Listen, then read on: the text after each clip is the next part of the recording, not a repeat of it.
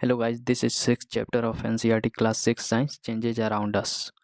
यानी हमारे चारों तरफ जो बदलाव हैं उनके बारे में डिस्कस करना है।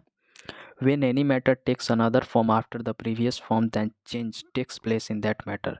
जब कोई भी वस्तु एक रूप से दूसरे रूप में खुद को बदल लेता है तो उसमें बदलाव आ जाता है।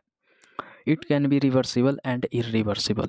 जो बदलाव है वो रिवर्सिबल भी हो सकता है और इरिवर्सिबल भी हो सकता है। In reversible change the matter can again take the previous form. जो रिवर्सिबल चेंज है उसमें जो वस्तु है जो एक फॉर्म से दूसरे फॉर्म में बदल गया है, एक रूप से दूसरे रूप में बदल गया है, वो फिर से अपना पहले वाला रूप में आ सकता है। यानी जो बदलाव हुआ है उसको फिर से बदल के पहले वाले स्थिति में वो आ जाएगा। जैसे में एग्जाम्पल के तौर पे दिया हुआ है, take a balloon and blow it. अगर हम लोग किसी गुब्बारा को फुलाएं तो पहले तो सिकड़ा हुआ रहेगा, जब हम लोग हवा भरेंगे तो फूल के उसका साइज चेंज हो जाएगा, तो उसमें बदलाव आ गया। अब फिर से हम लोग अगर हवा को निकाल दें तो वो बलून फिर से सिकुड़ जाएगा और गुब्बारा फिर पहले वाले रूप में आ जाएगा। तो इसको हम लोग रिवर्सिबल चेंज कहेंगे।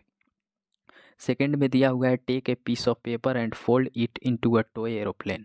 जब हम लोग किसी भी पेपर को फोल्ड करके मोड़ के एक खिलौना वाला एरोप्लेन बनाते हैं तो पहले तो पेपर के फॉर्म में था, बाद में वो खिलौना वाला एरोप्लेन बन गया।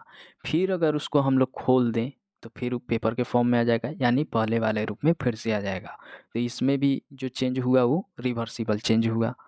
Change the shape of dough. आटा का जो लोइया होता है गूथा हुआ, उसका शेप हम लोग चेंज करके, अगर मान लीजिए गोल है पहले, तो फिर अब अगर हम लोग बेल दे तो पूरा चपटा हो जाएगा। फिर उस चपटा वाला रोटी के शेप में जो आटा है उसको हम लोग सिकुड़ा दें तो फिर से हम लोग गोल कर सकते हैं। तो उसमें भी जो चेंज है वो रिवर्सिबल चेंज है। तो ऐसा बहुत सारा रिवर्सिबल चेंज हो सकता है। सेकंड है irreversible change. In irreversible change the matter can not take the previous form. अब ये जो बदलाव होता है इसमें कोई भी वस्तु जो है वो अपने पहले वाले रूप में फिर से नहीं जा सकता है। जैसे में ग्रेन टू इट्स फ्लोर। अगर हम लोग कोई भी अनाज जैसे गेहूँ हो गया उसको पीस के आटा बना दिए तो फिर आटा से वो गेहूँ तो नहीं बन सकता है। तो इसमें जो बदलाव हुआ गेहूँ से आटा में, जो इसका फॉर्म चेंज हुआ, इसको हम लोग इरिवर्सिबल चेंज कहेंगे।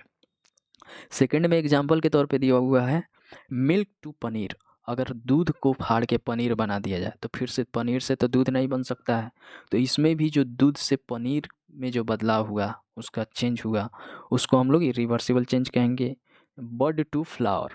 अगर बड ग्रो करके फ्लावर बन जाता है तो फिर फ्लावर से बड तो नहीं बन सकता है। तो इसमें भी जो बदलाव हुआ उसको इरिवर्सिबल चेंज कहेंगे। ऐसा ऐसा बहुत सारा इरिवर्सिबल चेंज होता है। Changes can take place because of contraction, mixing with other substances, evaporation, expansion, melting etc.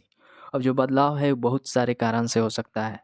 या तो कॉन्ट्रैक्शन, यानी किसी चीज़ में सिकुड़ा ना जाए तब बदलाव उसके शेप चेंज कर जाएगा उसका shape. Mix with other substances. अगर मान लीजिए पानी में हम लोग कोई रंग घोल दे तो उसके रूप में चेंज आ गया, पहले उसका कलर कुछ और था अभी को कलर कुछ और हो जाएगा।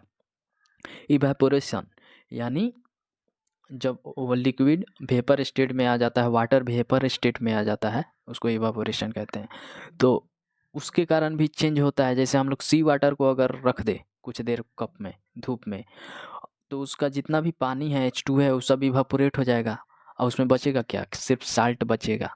तो इवेपोरेशन के कारण जो उसमें चेंज आ गया, उसका जितना लिक्विड स्टेट से सॉलिड स्टेट में बदल गया। एक्सपेंशन, यानी उसमें खिंचाव अगर होगा, किसी भी चीज़ को अगर हम लोग खींचेंगे लमराएंगे तो उसका शेप चेंज हो ही जाएगा। मेल्टिंग, यानी किसी भी चीज़ को अगर पिघला दिया जाए तो उससे भी उसमें चेंज आ जाएगा, उसका रूप रंग बदल जाएगा। टीसी बहुत सारा रीज़न है जिसके कारण चेंज होता है। तो यहीं से चैप्टर था और इसका समरी है। Thank you.